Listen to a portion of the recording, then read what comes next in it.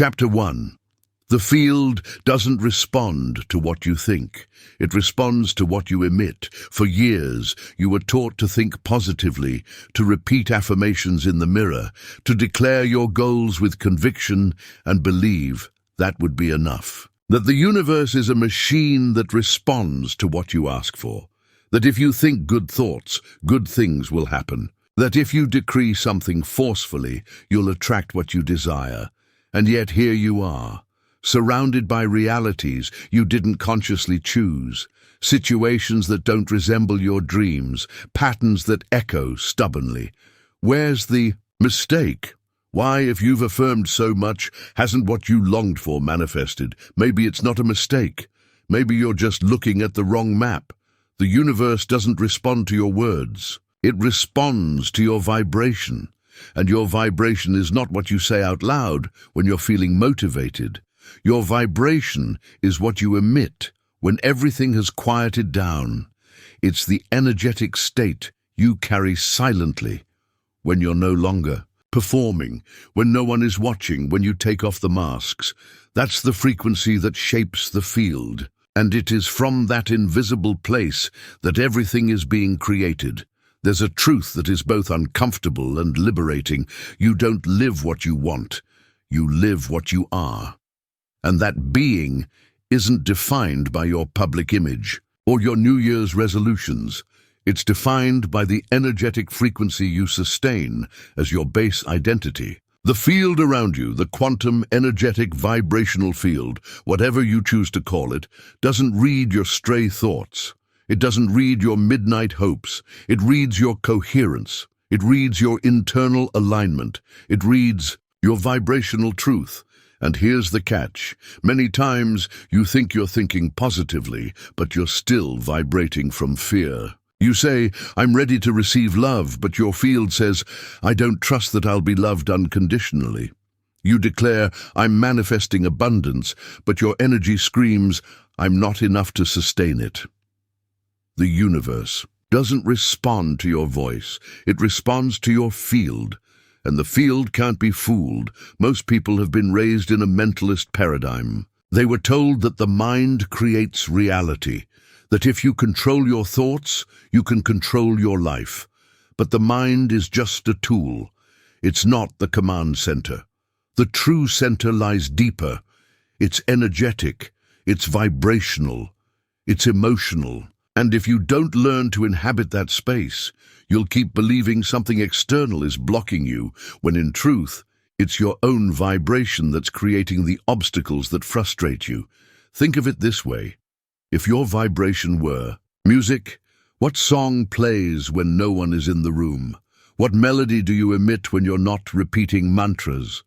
What tone resonates in your field when your body relaxes, when your defenses are down? When you stop pretending? That's what shapes your reality. That's what the universe hears. It's no coincidence that the same kinds of people, the same kinds of conflicts, the same empty promises disguised as new opportunities keep showing up in your life. Everything that repeats itself in your life is vibrating within you, not because you deserve it or asked for it, but because you're holding it, because without realizing it, you're emitting it, because that's the signal your field has learned to project, often since childhood, sometimes from unresolved wounds, and almost always from places you haven't observed with compassion. The great secret isn't that you can create reality, it's that you already are, right now, every second you can't not create. Your very existence emits a signal, and that signal shapes the forms of your world. The problem is, you're doing it unconsciously, without awareness, without presence. You're not seeing the world as it is. You're seeing the world as you are, vibrationally, and until you face that, you'll keep trying to change the image in the mirror without realizing that change only happens when you shift the light that projects it. Because form is always the final stage of vibration. The universe doesn't obey the desire you declare, it obeys the frequency you hold as truth. Here's what changes everything. Vibration is not declared, it's embodied.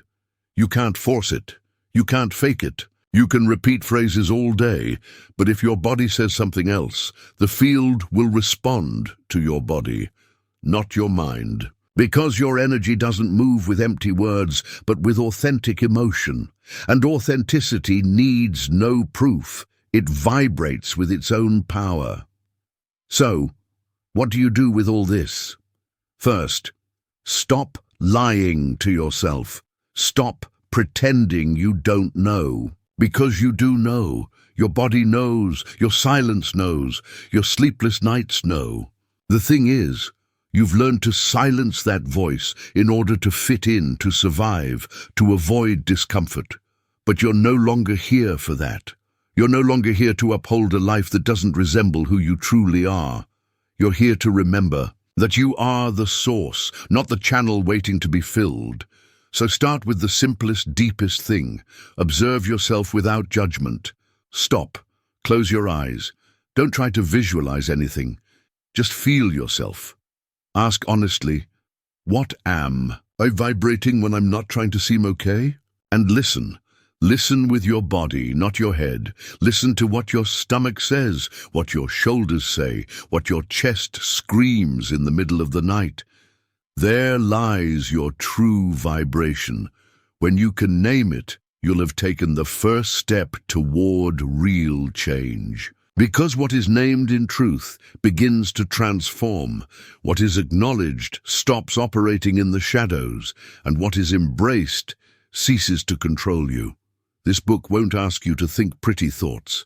It will ask you to fully embody yourself, to take command of your field, to speak from your soul, to emit from your roots, because it's not about convincing the universe, it's about becoming such a coherent, such a true, such a living transmission that reality has no choice but to reorganize itself around you. This is what it means to vibrate. Not to pretend, not to control, not to declare things your body doesn't believe, to vibrate like someone who no longer needs results to know they're real, to vibrate like someone who has remembered that creation doesn't happen outside.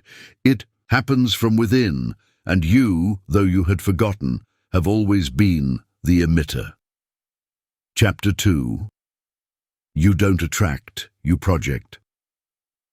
When you hear the word attract, something in you feels at ease, as if you're not responsible for what shows up, as if your role is simply to receive, to wait, to trust, to plead with pretty words for the universe to bring you what you want. It's a comforting idea. It places you in the center of a room with open hands and eyes turned to the sky.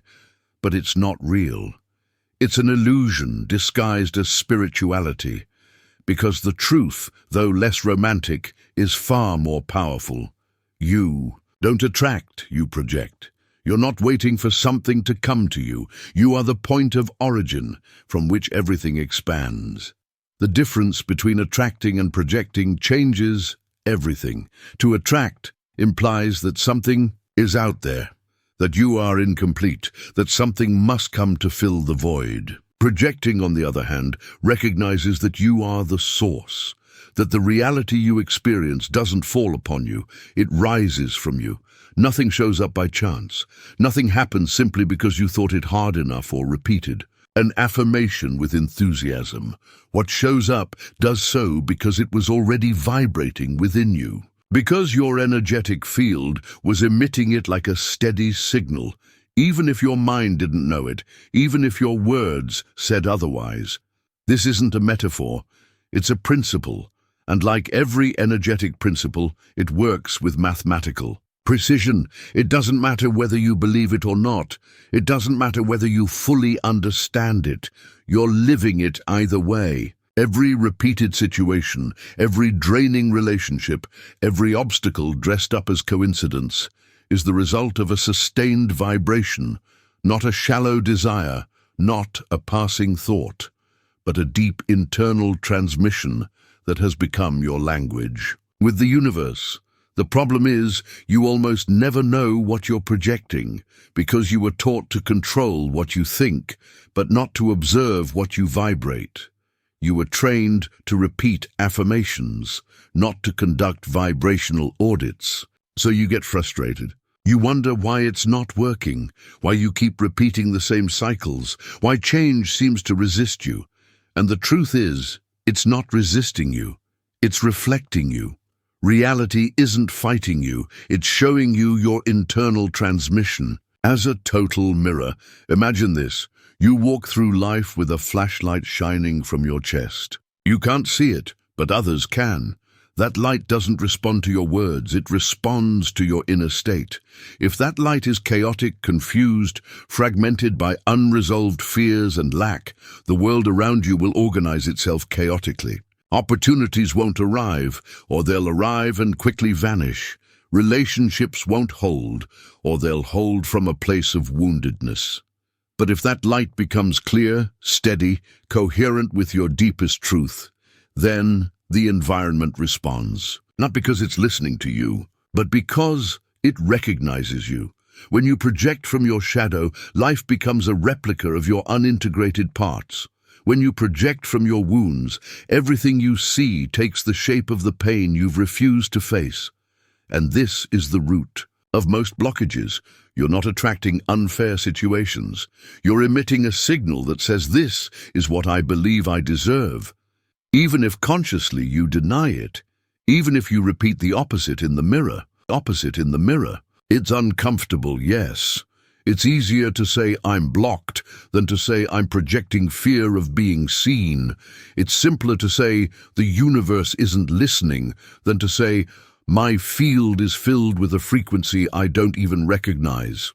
But if you stay in that comfort, you stay stuck. You keep projecting from unconsciousness, and the universe, ever obedient, keeps shaping your reality around a signal you aren't observing.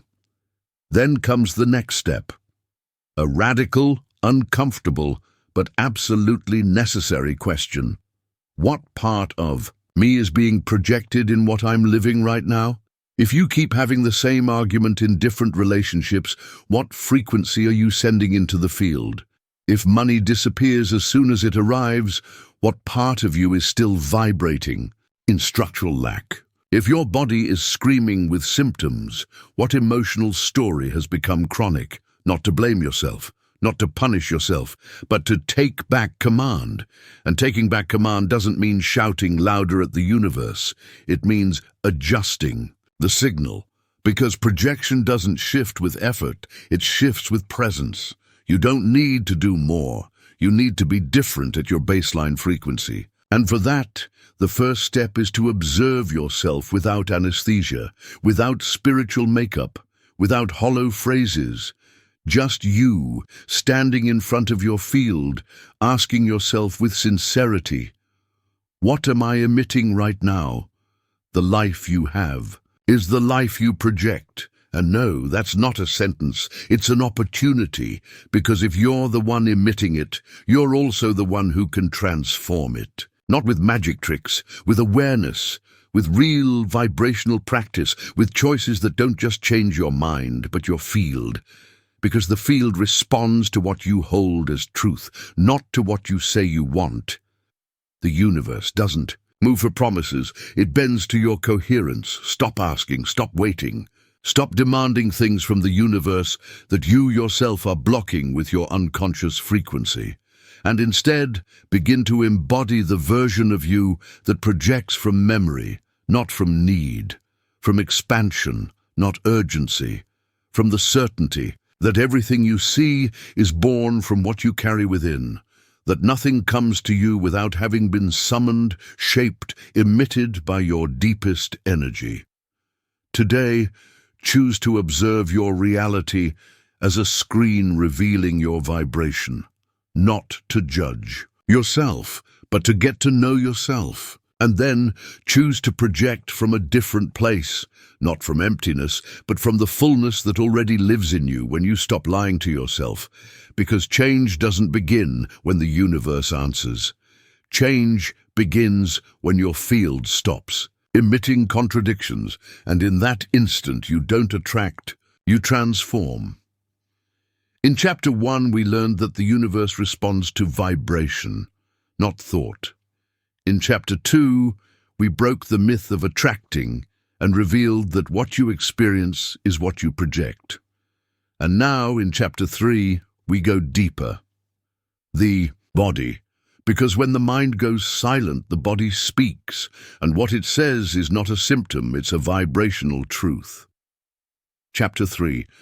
The body listens to what the mind denies.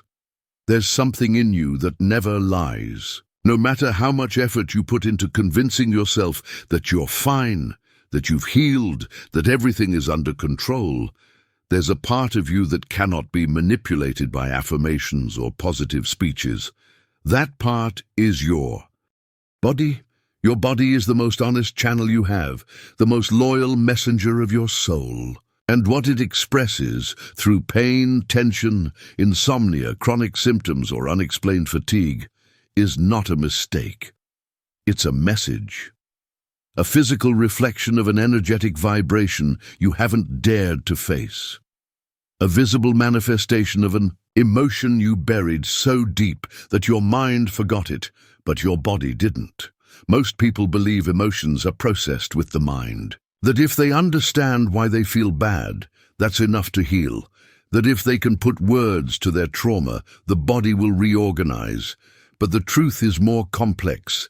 Emotions aren't stored in the mind. They're stored in the body. And what you don't allow yourself to feel turns into tension, into blockage, into illness, into dense vibration that the quantum field translates into physical form. Because unexpressed emotion, unreleased energy, becomes biology. There are pains that are screams, symptoms that are pleas, and illnesses that don't come to destroy you, but to pull you out of a frequency that was silently killing you. But you can't heal what you don't recognize. You can't transform what you don't dare to feel. That's why your body sometimes it breaks down, stops, explodes, forcing you to listen to what you've refused to face within. Have you ever wondered why your back aches every day at the end of the day? Why you get a lump in your throat every time you try to set a boundary? Why your digestive system reacts when you're around certain people or in certain places? It's not a coincidence. It's accumulated vibration. It's an unspoken emotion. A frequency of sacrifice, fear, abandonment, or guilt that you've normalized so much you no longer recognize it as foreign to your well-being. The body is not your enemy. It's not failing. It's trying to help you return to yourself. It is the guardian of your energetic field, and every symptom is a form of compensation, a way your vibration seeks balance when your conscious mind no longer knows how to hold you up. Some people try to heal with routines, workouts, new habits, and those things can help. But if the root of what you're carrying is an unprocessed emotion, nothing changes in depth, because the body doesn't need correction. It needs presence. It needs you to stop thinking so much about how to heal and start inhabiting what you're truly feeling. And what you feel isn't always pretty. It's not always comfortable.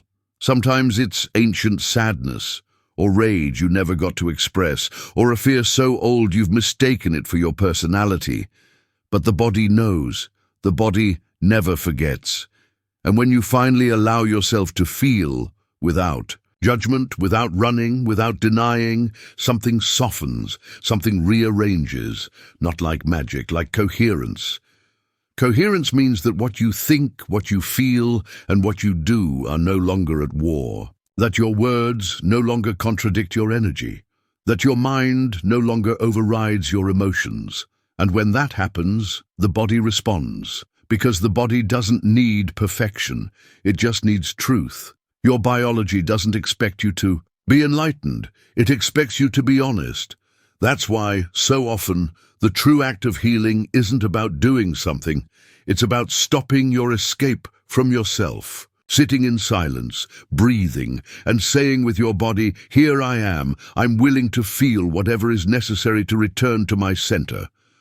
That moment, though it may seem small, changes your field, it changes your frequency, because the repressed emotion stops screaming for attention, because the body stops carrying the weight of what you were too afraid to see. And do you know what happens when you start releasing that trapped energy? Everything changes. Not just the pain. The way you walk changes. The way you speak changes. The quality of your rest changes. Your gaze changes. What you project changes. Because you're no longer sending mixed signals into the field. You're no longer saying, "I'm fine," while holding back an ocean of anguish inside. You're no longer affirming health while vibrating with fear of the symptom. Then the field responds.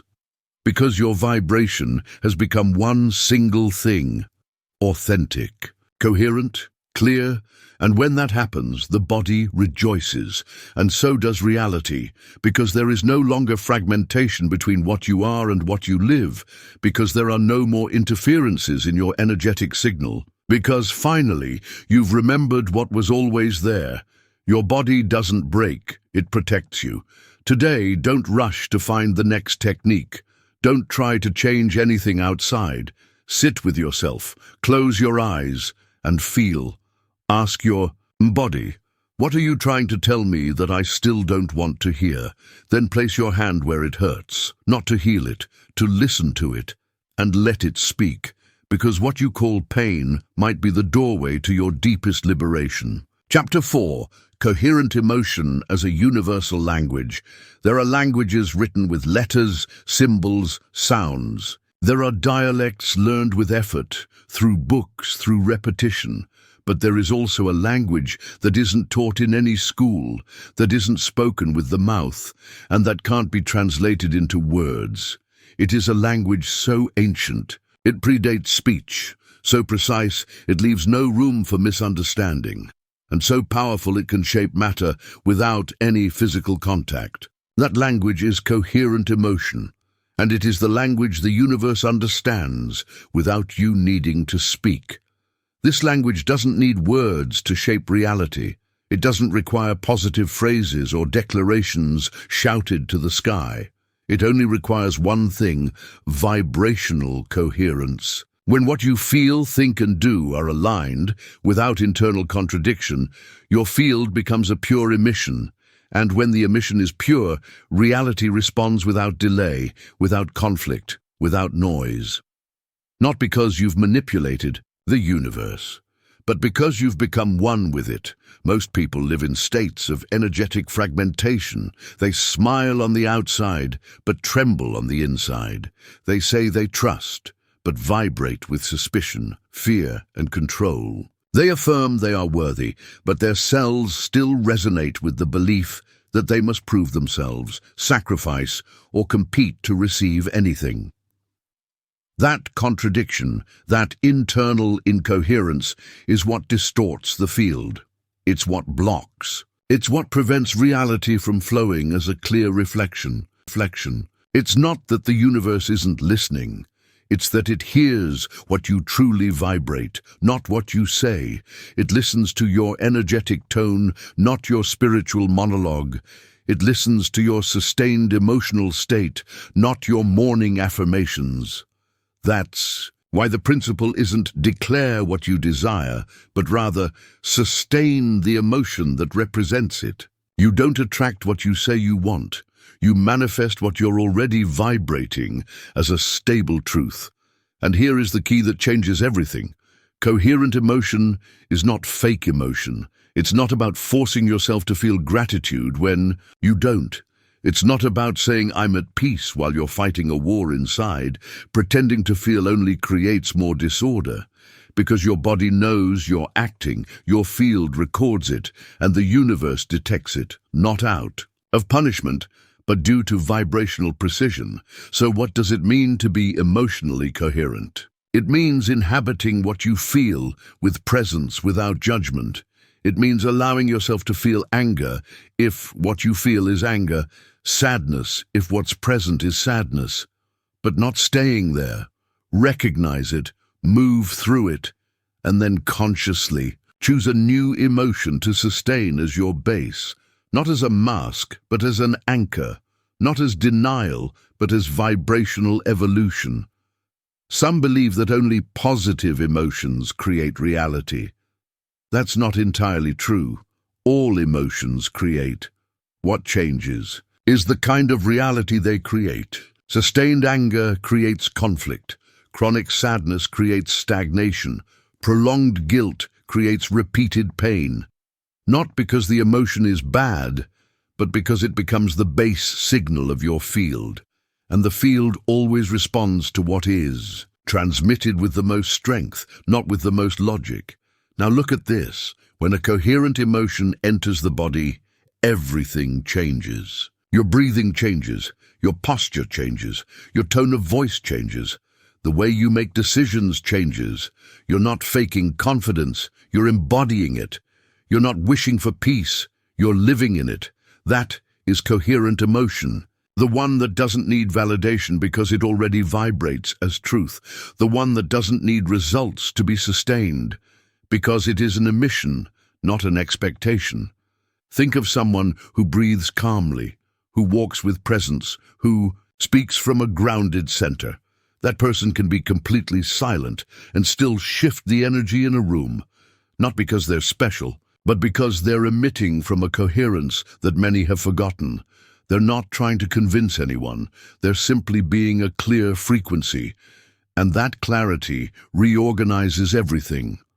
Science is beginning to prove what sages knew. Centuries ago, the HeartMath Institute in the United States discovered that when the human heart authentically sustains emotions like gratitude, compassion, or appreciation, the electromagnetic field it generates expands and becomes more coherent. And that field doesn't just affect the person emitting it, it also impacts the environment. Your coherent emotion changes the geometry of reality. That's simple, that literal. But you don't need to be surrounded by technology to see this for yourself. You only need to observe what happens when you hold an emotion for a few minutes. Try it. Recall a real moment of gratitude, not a fantasy, a true one. One in which everything in you felt aligned. Breathe from there. Feel how your body begins to change, as if every cell is saying, "This is home." That feeling is the language the universe understands. That frequency is your true channel of creation. You don't need to hold that emotion all day. That would be impossible. But you can choose it more easily each time. You can train your field to return to that signal as someone returns to a temple, because the more you emit it, the more it becomes your vibrational identity. And when that coherent emotion becomes your center, everything that's not aligned with it begins to fade, not out of rejection, but because of mismatch. What doesn't vibrate with you simply can't sustain itself. That's why today, don't ask yourself what you want to manifest. Ask yourself, what emotion do I need to sustain to become the source of what I want to see outside? It's not about dreaming bigger, but about vibrating deeper. It's not about convincing the universe, but about becoming the field that already lives that reality. Do this. Choose an emotion. Not an idea, not a phrase, an emotion. Maybe peace, maybe joy, maybe trust. Then remember a moment when that emotion was real. Go back there, feel it, breathe from that memory, and when the frequency settles in you, simply stay.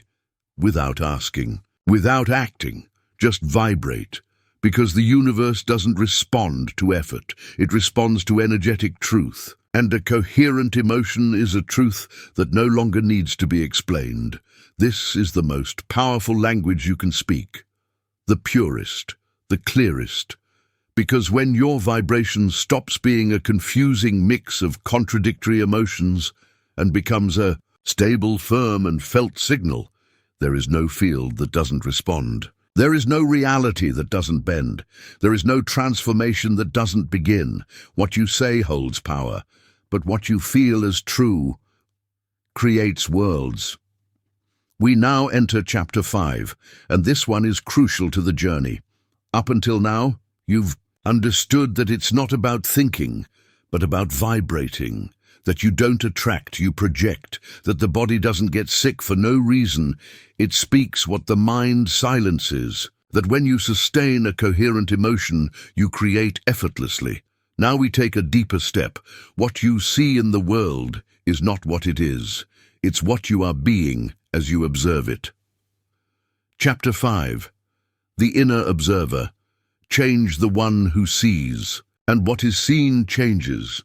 Imagine for a moment that you're inside a hall of mirrors. Every wall, every angle, every corner reflects you. There's no escape. Not a single inch fails to show a version of yourself. But the curious thing is, not all the reflections are the same. Some show you distorted, others show you in shadow. Some enlarge you, others make you smaller. And you, confused, think the mirror is wrong, that the problem lies in reality. But what if the mirror has no flaws? What if what you see depends entirely on how you're looking, and even deeper, on who you're being? When you observe, in quantum physics, there is a phenomenon as puzzling as it is revolutionary.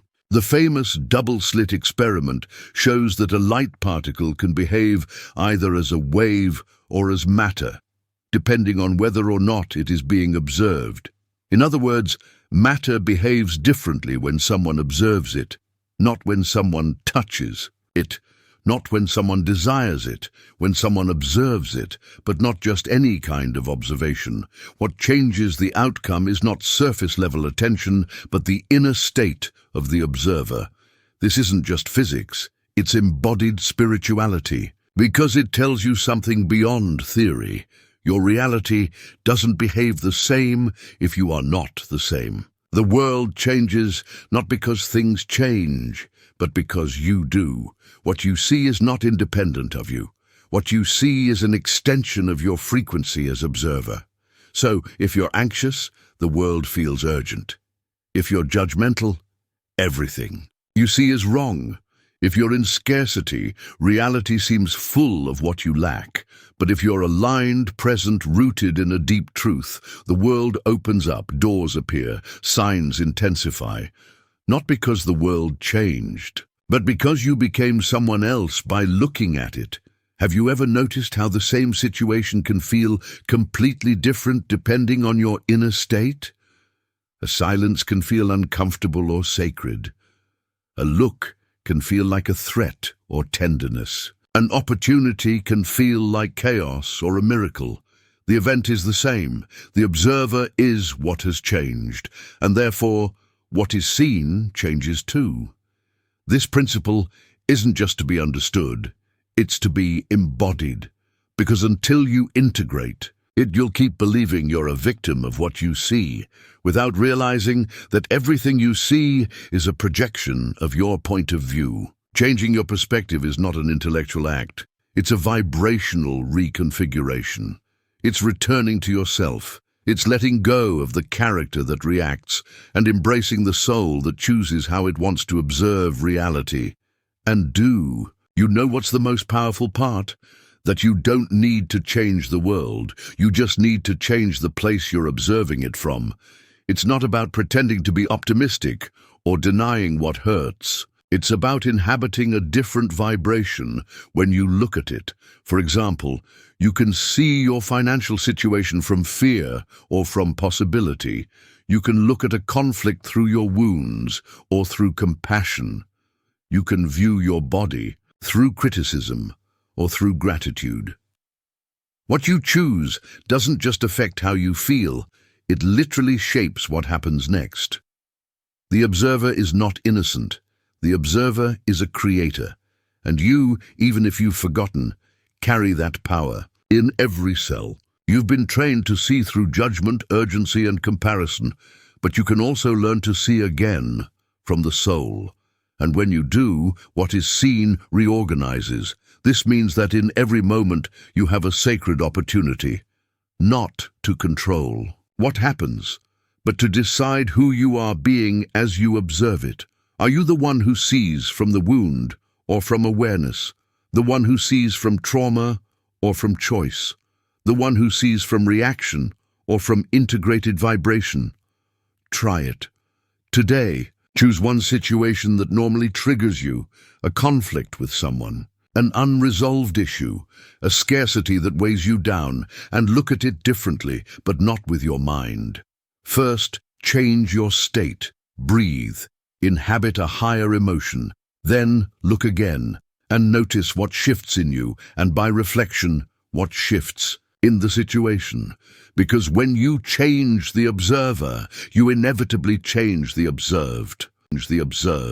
This chapter didn't come to give you another technique. It came to return a forgotten truth to you. You are the center of the field that surrounds you. You are the emitter, the mirror, and also the eye that sees. And when you consciously choose from which vibration to observe, everything that seemed immovable begins to move. Everything that seemed chaotic begins to organize, not by miracle, but by resonance. Remember this: every time the world frustrates you, don't ask, why is this happening? Ask yourself, from where am I seeing this? Because the answer isn't in what you see, it's in who you are while you're seeing it. Chapter 6 is key in this journey. Here we enter the heart of the vibrational system, the unconscious pattern that sustains your reality without you knowing, what we'll call the vibrational guardian. This chapter is meant to stir something in you, to awaken memories, to open doors that have been sealed for years. You'll receive it with the depth, intensity, and weight it deserves. Chapter 6. The vibrational guardian, the unconscious pattern that signs your reality. There's a part of you that decides even before you think, a part so ancient it has no language, yet it writes your life with surgical precision. A part that operates silently, without asking permission, but still signs every reality you experience. That aspect is what we'll call the vibrational guardian. The guardian is not an external entity. It's not an energy curse. It's not imposed. Karma.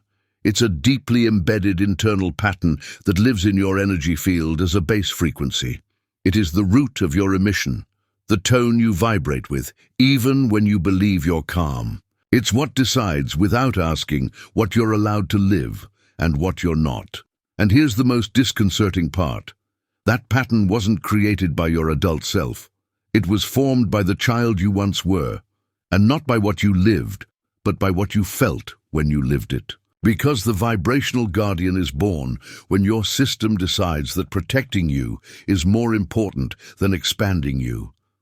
Imagine a small child growing up in an emotionally unstable environment, where every honest expression puts them at risk, where being spontaneous equals being rejected, where receiving love is conditioned on performance, silence, obedience. That child doesn't understand the world through logic. They understand it through energy, through emotional frequency. And so they send an unconscious order into the field. It's not safe to be who I am. I'd better hide. If I feel, it hurts. If I shine, I'm punished. That order isn't forgotten. It becomes a base vibration. It settles in the body. It imprints itself in the field. And even if that child grows up, gets educated, becomes successful or conscious, the pattern remains. It keeps signing contracts without their permission. It keeps projecting limits, even as they repeat affirmations of power. It continues shaping relationships, opportunities, decisions, not because they're weak, but because they're still vibrating from the frequency of protection. The vibrational guardian doesn't want to hurt you. It wants to keep you in the familiar. Its logic is simple. If this kept me safe in the past, I'd better keep emitting the same signal, because the soul wants to expand, but the nervous system wants to survive. And when you don't integrate the two, you live in contradiction. You want something new, but you're still vibrating with the old programming. Have you ever asked yourself, why do I repeat situations I consciously hate? Why do I sabotage myself just when everything is going well? Why do I feel anxiety when I succeed, when I love deeply, when I'm truly seen? It's not random. It's the vibrational guardian activating the internal alarm of, this is not safe. And then, without realizing it, you shift your frequency. You step back, you hide, you cancel, you run. Not because you don't deserve it, but because your system is still vibrating, this is too much. And here's the problem. As long as the guardian goes unseen, it decides for you. You think you're deciding, but it's the guardian who signs the energetic contracts with reality. It's the one who accepts or rejects, the one who determines how much abundance you can hold, how much love you can receive, how much peace you're allowed to feel. You can declare every day, "I am worthy," but if your field is emitting "this isn't safe," the universe will respond to the field, not to the declaration, because the field doesn't obey what you say. It responds to what you sustain unconsciously. So how do you deactivate that pattern? You don't fight it, you don't break it. You integrate it. The first step is conscious revelation, to realize that it's not you sabotaging your life. It's a part of you that was created to survive in an environment where you couldn't be your full self. Thank it. Recognize it. Look it in the eyes and say, "Thank you for protecting me all this time, but I no longer need you to choose for me. Now, I choose." That integration doesn't happen in the mind. It happens in the body, in the breath, in the daily practice, in every moment when you feel fear of success, of love, of visibility, and you decide to stay. Not to force yourself, but to deactivate the old signal with new presence.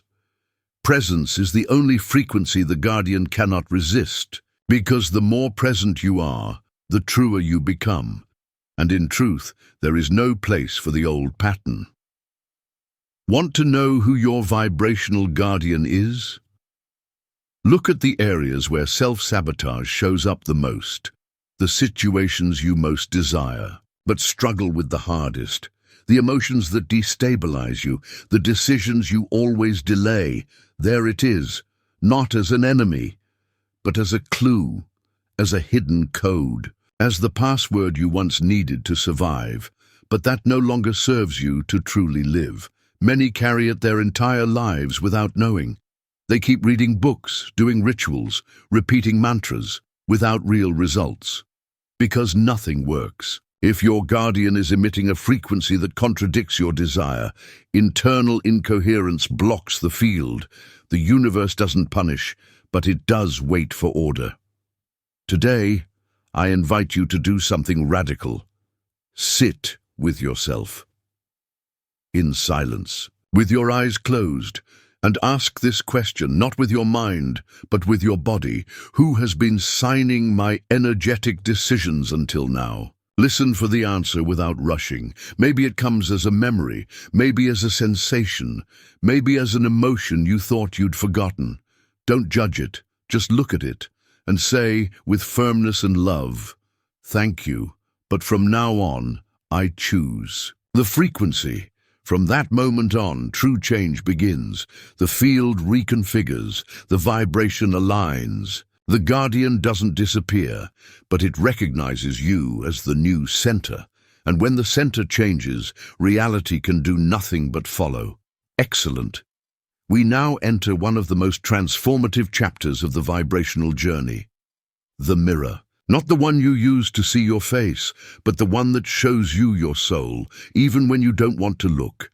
This chapter is meant to shake you, and it will. Take it slowly, breathe, and allow yourself to read yourself in it. Chapter 7. The hidden mirror. Everything you don't accept, you project. There is no greater teacher than the mirror. No more faithful ally, and no more precise executioner. The mirror doesn't offer opinions, doesn't justify, doesn't protect you. The mirror simply shows you. And in this vibrational universe, where everything is resonance, your entire reality is a mirror. Not a literal one, not a decorative one. A deep, symbolic, precise mirror, one that reflects without censorship the exact frequency you're holding, especially the one you don't yet recognize as your own. You think you're seeing the world. But in truth, you're seeing your fragments, what you criticize in others, what irritates you for no clear reason, what follows you in different forms, with different faces, across different stages of life. None of that is outside you. It's reflection. It's the echo of an unintegrated vibration that keeps projecting itself, so you'll finally look at it. And it's not doing this to punish you. It's doing it because your soul is ready to stop running from itself. Projection is one of the oldest mechanisms of your psychoenergetic structure. When you can't accept an emotion within yourself because of pain, shame, or learned judgment, you project it, you cast it out, you see it in others, and then it annoys you, hurts you, activates you, but not because it's there, because it's in you, and you haven't yet embraced it. That's why you repeat relationships, why you attract authoritarian bosses, partners who don't listen, friends who disappoint. Not because you have bad luck, but because there are parts of you that you still haven't recognized as your own. And by law of vibration, the field is forced to give them form, so you can finally see them. What you don't accept, the universe gives you, not as a gift, as a mirror. Do arrogant people bother you? Maybe there's a part of you that still doesn't. Allow yourself to shine. Does it hurt when others don't value you? Maybe you still don't treat yourself with true respect. Does it hurt when people don't listen to you? Maybe you still haven't listened to the silent scream within yourself. The field is an impersonal teacher. It doesn't respond to your ego. It doesn't protect your image. It simply reflects what you're vibrating in silence. And that reflection, when it's not accepted, turns into a storm. Because what you don't integrate consciously returns with force. What you deny as emotion comes back as a pattern. What you repress as a story manifests as reality. Again and again, until you decide to open your eyes, not to change the other, but to recognize yourself in what you're projecting. The shadow is not evil. The shadow is everything you haven't yet learned to love within yourself. It's that corner of your story you hid out of fear of not being loved. That emotion you silenced so you wouldn't stand out. That version of you that didn't fit the mold of what's right. And today, that shadow, even if you don't see it, is still projecting reality. Not to punish you, but to plead loudly that you see it and bring it home. And here's where everything begins to transform, when you stop asking for external change and sit before the mirror to look at what's truly at stake. It's not about looking for mistakes. It's about observing with radical honesty. Who am I being when this happens? What part of me is being ignored? What emotion is asking to be integrated? These kinds of questions aren't answered with the mind. They're answered by feeling the body, observing the pattern, recognizing the story without judgment. Because when you do that, the field changes. Not by magic, by order. Because it no longer needs to project what you're finally willing to see. And the amazing part is, you don't need to understand everything. You don't need to know when the pattern started or who triggered it. You only need to sit in front of the reflection and stop denying that you are there. That the person who irritates you is an exiled part of your own story. That the repeating conflict is an unseen wound. That the scarcity that hurts you is a truth you haven't yet recognized as false. The mirror doesn't want you to blame yourself. It wants you to claim what's yours, because as long as you see the external as separate, you'll remain a spectator. And you didn't come here to watch life from the sidelines. You came to remember that everything you see either vibrates with you, or it wouldn't be in front of you. Does that feel harsh? It might. But it's also the most direct doorway to real power. Because when you understand that everything is a reflection, you stop asking, begging, blaming, and you begin to step into the place you were never meant to abandon, the role of vibrational creator. Try this today. Choose 3 people or situations that have triggered you recently. Don't analyze them, just feel them in your body. And ask yourself this question. What part of me is screaming through this? Maybe it's an unrecognized need. Maybe it's an old voice that still judges you. Maybe it's an unhealed childhood wound. It doesn't matter what it is. What matters is that you stop running from it and start inhabiting it. And when you do, When you truly look, something breaks, or rather, something is released. The field adjusts, the reflection dissolves, and that person or situation stops, triggering something in you, because you're no longer rejecting the part of you that was projecting that image. That's how deep healing works. Not by removing the mirror, but by looking with compassion at what it shows, and in that gaze there is no judgment, there is integration, there is freedom, and above all, there is truth. Because you are not only light, you are also shadow. And the moment you stop fighting that truth, your entire vibration becomes whole.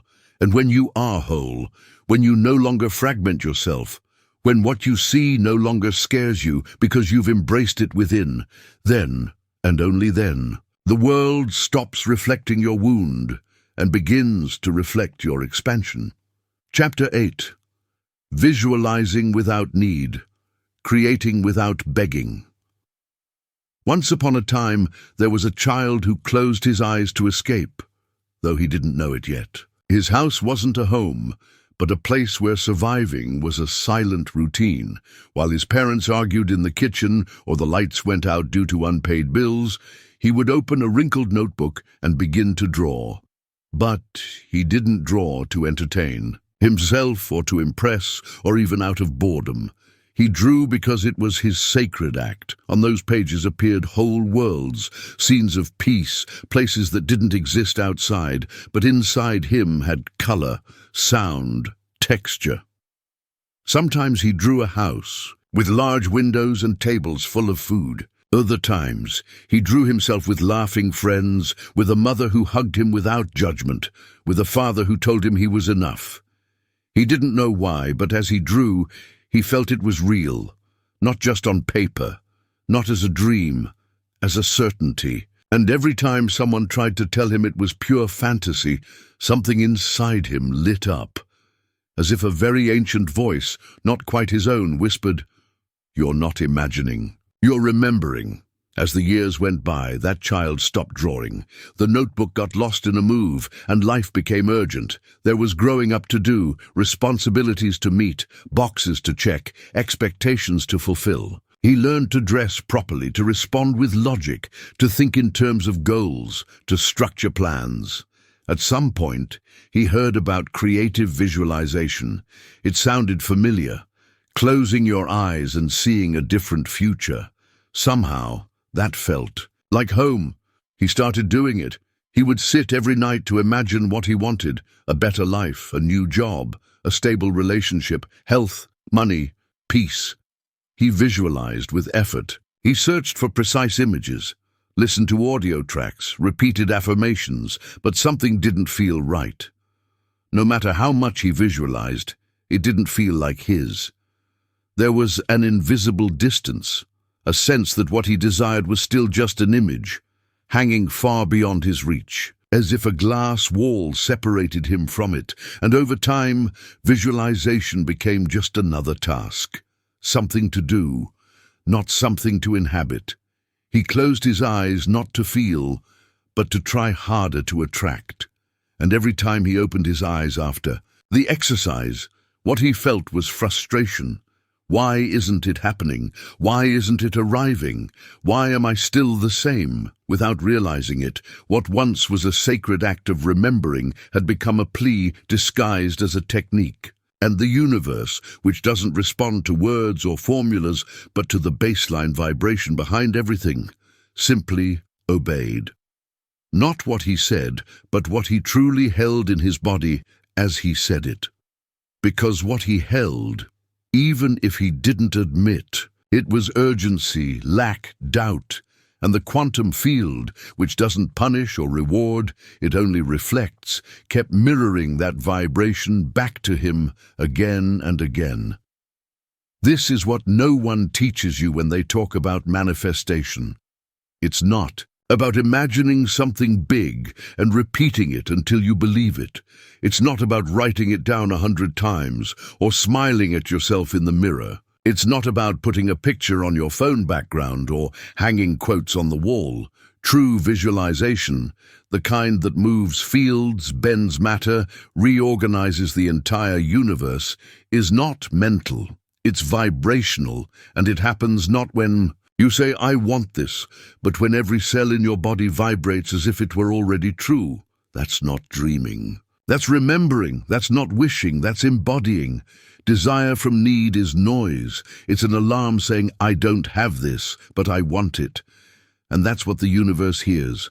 I don't have. I'm not. It's not here yet. But desire from coherence is silence. It's an internal pulse that emits, "This is already happening, not because I see it, but because I feel it." And in that space, matter cannot resist. Because it has been given a signal so clear, so aligned, that it has no choice but to adapt. Visualizing without need is an art, and like every sacred art, it requires purity. Not moral purity, but vibrational purity. It means you can't hold an internal image while simultaneously denying its possibility. It means you can't desire love while feeling you don't deserve it. It means you can't imagine yourself healthy if deep inside you still talk to yourself like someone who is sick. Every internal contradiction becomes a distortion of the field. Every confusing signal blocks the flow. Every emotion that contradicts your words cancels the effect. That's why true visualization doesn't come from thought. It comes from emotion, not from logic, but from frequency. And that frequency can't be forced. It must be invoked. How? By remembering, because whether you believe it or not, you already know how it feels to live what you desire, maybe only briefly, maybe in another stage of life, maybe you only saw it reflected in someone else. But you felt it. And if you've felt it, you can tune into it again. That's the key. Choose one emotion, not a spectacular image, not an impossible future. One single emotion that represents what you long for. Maybe it's peace, maybe lightness, maybe gratitude, maybe serene. Joy, and now recall a real moment, no matter how small, when you felt it. Relive it, not with your mind, with your body. Close your eyes and let that emotion expand. Let it become breath, posture, heartbeat. And once you're there, then visualize. Not before, not from effort, from memory. Visualize like someone returning, like someone walking into a familiar home, like someone who's already there. Because when you do it like that, you don't need to ask the universe for anything. You simply vibrate. And the universe, which understands that language better than any word, responds without hesitation. That's the real secret. Matter doesn't respond to repeated desire. It responds to sustained state. And state isn't affirmed, it's lived. It's embodied, it becomes your body. So visualize, but not to get. Visualize to be, not so that something arrives, but so that something inside you awakens. Not to change reality, but to reorganize the signal that creates it. Because if what you desire hasn't come yet, maybe it's not because of lack of effort or technique or time. Maybe it's because you're still visualizing like someone trying to escape. And true creation doesn't happen from escape. It happens from certainty. When you empty yourself of need, the universe fills with pathways. When you stop begging with your mind, life itself curves toward your field, not because you convinced it, but because the frequency you held was undeniable. 2. Visualize without need is, in truth, the highest form of remembering who you are before the world made you feel incomplete. Chapter 9 is the silent core of all true manifestation. What you project doesn't come from desire or conscious thought, but from the emotion you've been sustaining for years without even realizing it. This is the chapter that holds the rawest mirror, but also the most liberating one. What comes next is not just reading, it's reprogramming. Chapter 9. Projecting from emotion, the frequency that builds the world, there was a man who walked through life with the sense that everything was harder than it should be. He was intelligent, capable, had good ideas, did the right things. Sometimes it even seemed like things were about to work out. But at the last minute, something always twisted. An opportunity got cancelled. A relationship fell apart. A promise wasn't fulfilled. For years he thought it was fate, karma, bad luck, or that the universe simply wasn't listening to him. But one day, without looking for answers, he overheard a conversation about something called a personal vibrational field. He didn't fully understand, but something in that phrase struck him with unsettling precision. He went home in silence, not wanting to overthink it, and asked himself, almost without meaning to, what am I projecting when I say nothing? What do I vibrate when no one is watching? And that's when everything began to change, because what that man discovered, like all those who awaken, is that reality doesn't respond to what you think or what you passionately wish for. Reality, the field, life, responds to your baseline, emotional frequency. The one that's installed slowly over years, the one that isn't seen, the one that isn't spoken, the one that lives in how you breathe, in how you walk into a room, in what your body emits when you're silent. That is the frequency that creates. Everything else is decoration. It doesn't matter how many affirmations you make, how many courses you take, how many candles you light or vision boards you build. If your emotional field is still anchored in a vibration of lack, abandonment, fear, or unworthiness, that's what you'll project. Not because you're negative, not because you're broken, but because what you unconsciously hold most deeply becomes a vibrational instruction for the universe. And the universe doesn't obey your conscious will. It obeys your coherence.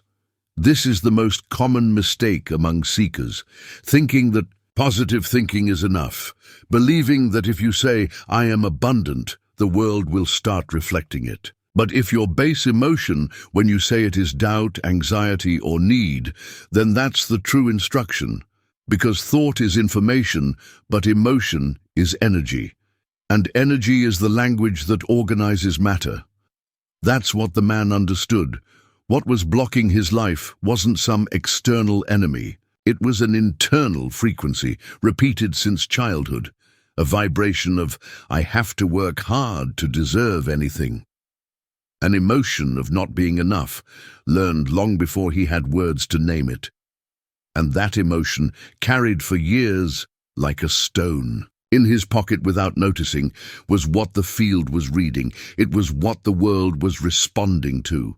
And that's why, whenever things seemed close to working out, something inside him would shut it down, as if he couldn't hold fullness. Because his body didn't yet know how to inhabit that frequency. It wasn't that the universe was punishing him. It was that his field didn't yet know how to receive without tension. Your baseline vibration is the root of everything. And it's usually programmed by early experiences. Things you heard as a child, wounds you silenced, emotions you swallowed. And when that vibration goes unexamined, it becomes a pattern. And that pattern becomes your destiny. Not because it's written, but because you keep writing it in the same emotional ink day after day. That's why life repeats itself.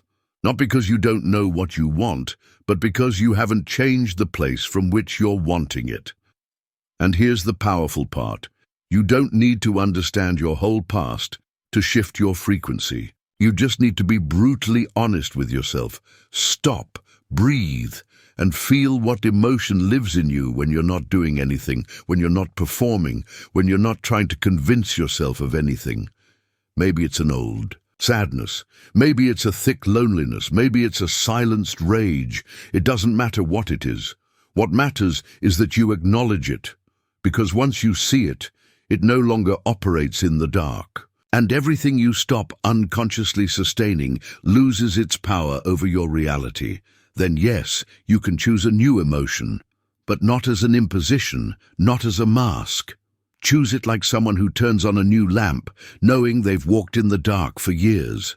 You can choose gratitude. You can choose dignity. You can choose calm.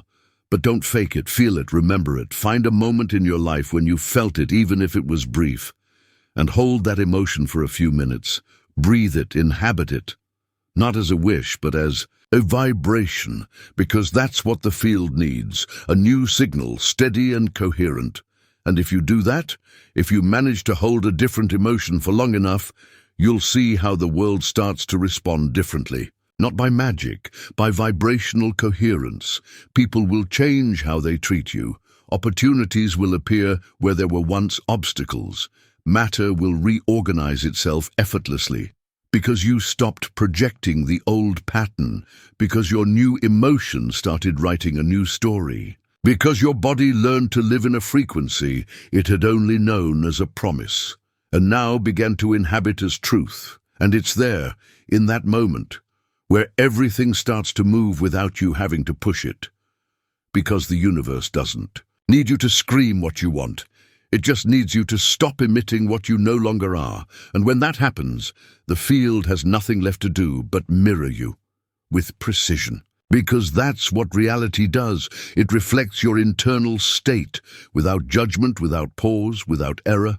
So ask yourself today, without fear, without defense, from what emotion am I asking for what I ask? Which part of me is vibrating more strongly, the longing or the lack, certainty or urgency? And if you discover that you're still projecting from a wound, don't punish yourself. Just choose differently. Because you can. Because you're not broken, just unfocused. And to refocus your vibration is, in essence, to remember that you always had the power. You had just given it away to an emotion that no longer represents you. Projecting from emotion means assuming the greatest responsibility of all, being the invisible author of every visible form you see. But it's also the most beautiful privilege that exists. To know that you can start again from within as many times as you need, without asking anyone's permission, without having to explain yourself, because your life doesn't depend on what you wish for. It depends on what you hold as true when the world goes silent and only your being vibrates. Now we enter Chapter 10, one of the most important in the journey. Here we dive into the core of invisible self-sabotage, vibrational doubt, the kind that seems small but fractures the signal of everything you're trying to create. You'll read it from start to finish like a long, living, intense story. No cuts, no artificial pauses, with emotion, with truth, with soul. Chapter 10. Doubt as a silent spell. When your field sabotages itself, without you knowing, once upon a time there was a forest. At first glance it looked like any other.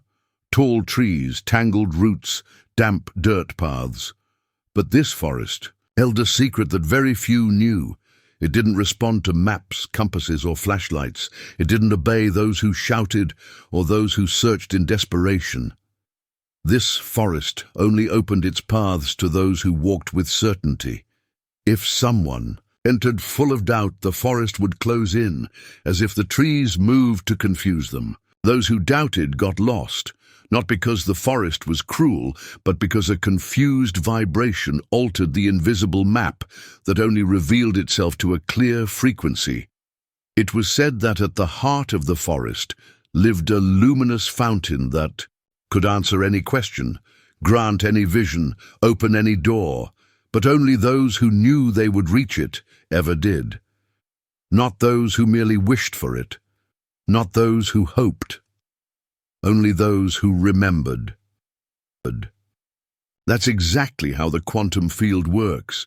It doesn't respond to fleeting enthusiasm. It doesn't respond to logic or the number of times you repeat an affirmation. It responds to the strongest energetic signal, and that signal doesn't come from your mouth. It comes from your body, from your nervous system, from your emotional baseline frequency. And when that signal is fractured by doubt, everything you project becomes confused, unstable, imprecise, incomplete, because doubt is not just a passing emotion. It's a subtle spell that sabotages your field from within without you noticing. And when that happens, the universe can no longer read clear coordinates from which to organize your reality. The most complex part about doubt is that it rarely shows up as doubt.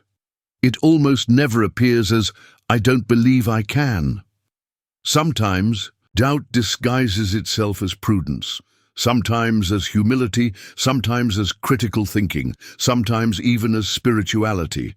But deep down, it's an old voice repeating, very quietly, just as you're about to hold a new frequency. What if it's not true? What if I'm fooling myself? What if I don't deserve it, and that whisper is enough to deactivate the entire field? Because a frequency doesn't need to be loudly denied to weaken. It only needs to be contradicted emotionally. That is vibrational incoherence. And it's the main reason so many affirmations don't work, so many rituals feel empty, and so many people believe they're doing everything right. Yet their reality doesn't change. Carl Jung called it the incongruence between the conscious and unconscious. What you want in your mind is denied by what you feel in your gut. And since the universe responds to what's deepest, what's truest, what's most sustained, it ends up obeying your shadow, not your intention. That's why you can visualize something beautiful for 10 minutes.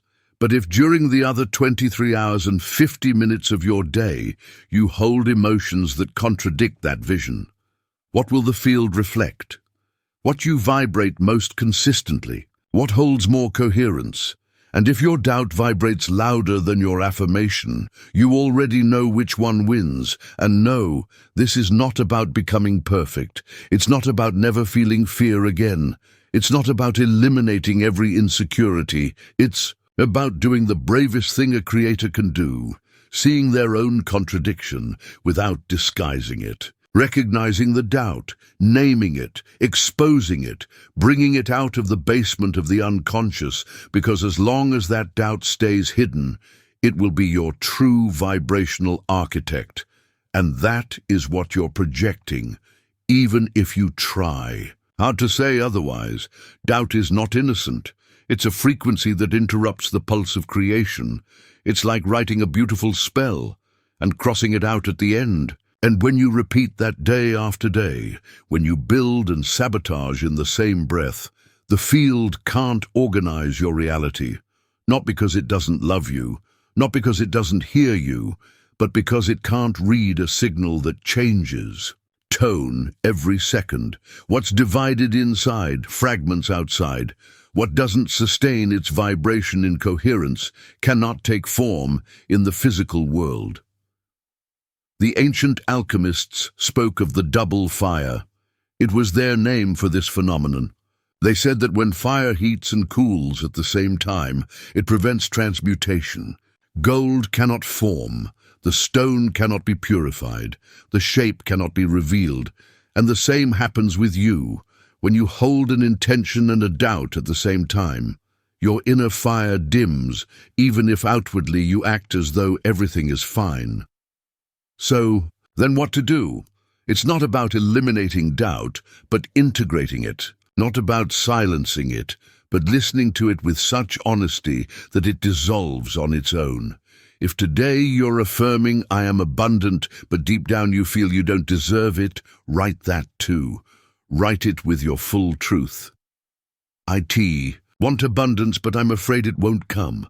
I feel it's not for me. It hurts to have waited so long without seeing it. Don't write it to punish yourself. Write it to break the spell. Because what is named loosens. What is exposed transforms. What you stop denying loses power. Then write a new affirmation. But this time, don't repeat it like a parrot. Feel it as a clean instruction, as a vibration you're choosing.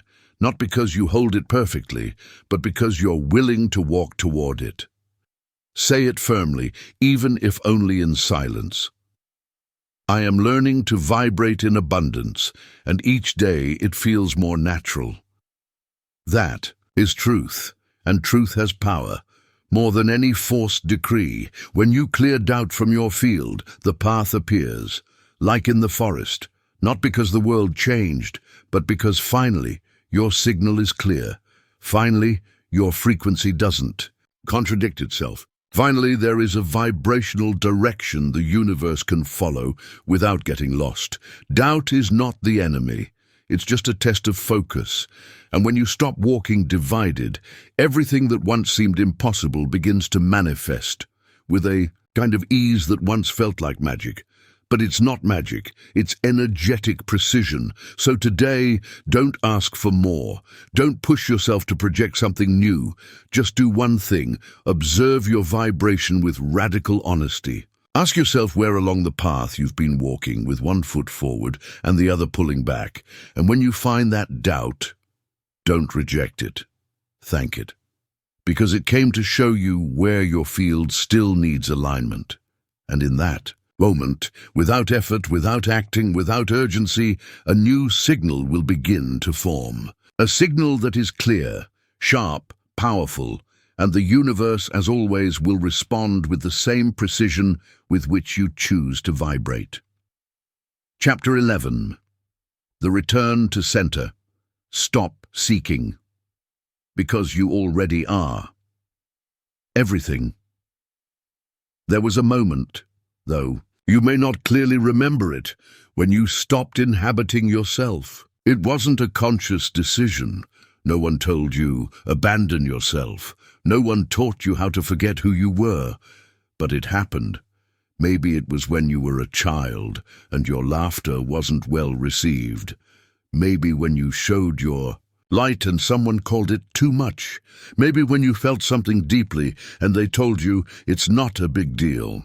There, on one of those invisible days, you began to leave yourself bit by bit, like someone walking away from home without knowing they won't return for a long time. You started dimming parts of your frequency. You learned to please, to hide, to earn, to perform, to conform. And in that constant act of forgetting, the search was born.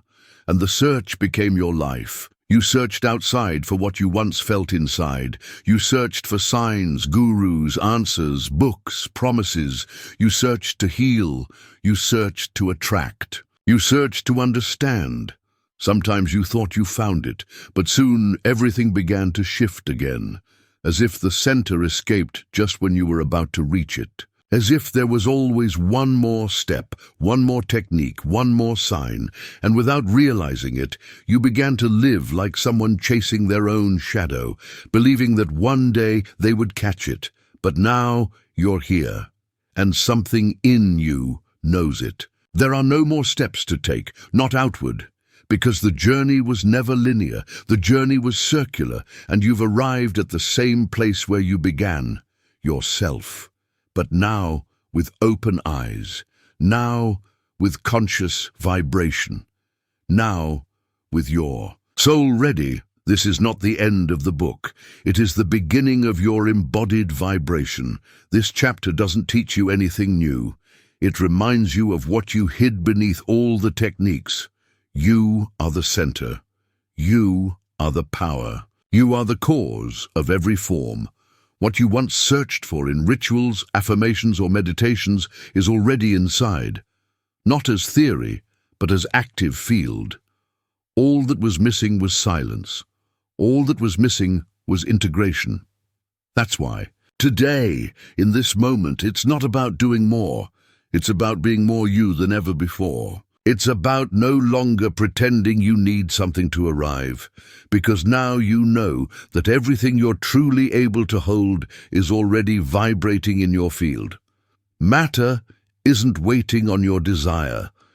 It's waiting on your presence, your calm breath, your coherence in how you walk, your decision to stop dividing yourself between what you say and what you emit. Visualizing was the beginning. Projecting was the key. Feeling was the language. Inhabiting will be the revolution. No longer say, I want peace.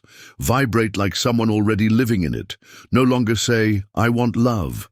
Breathe like someone who already carries it. No longer say, I want to create my reality. Walk like someone who knows that what they see was once a whisper in their vibration.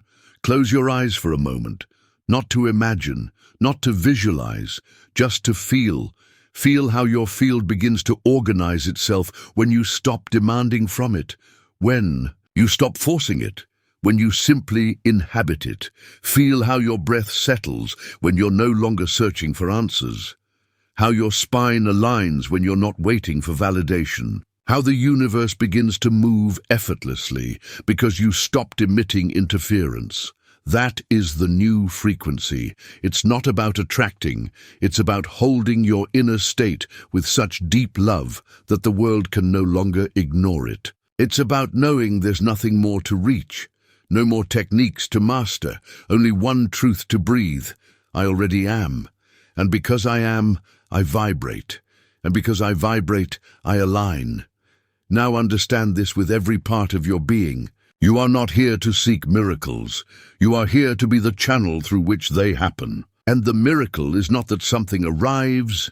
The miracle is you becoming the one who sustains the frequency that allows everything to arrive without asking. Because when you embody your energy, the universe organizes itself as if it had been waiting for this moment all along. So today, don't close this book as someone who's finishing something. Close it as someone activating a new state of transmission. Don't go back and reread. Don't repeat the techniques. Don't write down more quotes. Just walk with the vibration of someone who knows they're already centered. And if at some point you forget, don't look outside. Pause, breathe, return, because the center isn't lost. It only gets distracted, and you already know it. You don't need instructions anymore, only presence. You don't need proof, only sustainability. You don't need affirmations, only one living frequency, yours, the one that's always been waiting to be expressed without fear. And now, finally, you're ready. Don't become, remember, don't chase, vibrate, don't explain, emit, because when you return to yourself, the entire universe remembers. It revolves around your soul, and that, without words, without effort, without doubt, is the closest thing to true power. You've reached the end, but you know it. This isn't a closing. It's a portal, a point of return to the most forgotten, most powerful place within you, your center. This wasn't a book meant to entertain your mind. It was a frequency meant to remind you who you are. And now you know, you are not here to ask for miracles. You are here to be the channel through which they happen. You're no longer the one who seeks. You are the one who emits. But vibration, like everything, must be sustained, because energy isn't something you turn on once and forget. It needs to be nourished, trained, and if something within you lit up during these pages, don't let it dim. So here it is, your call to action. Subscribe to the channel now. Every day, a new audiobook is waiting for you. Every day, a new frequency to help you remember your power. Every day, a new story, not to teach you anything, but to bring you back to yourself. Do it for you, for your field, for your vibration. Because if you've made it here, it's because you're already ready to hold what you've just activated. Click, subscribe, and start living each day not as someone who searches, but as someone who remembers they are the source.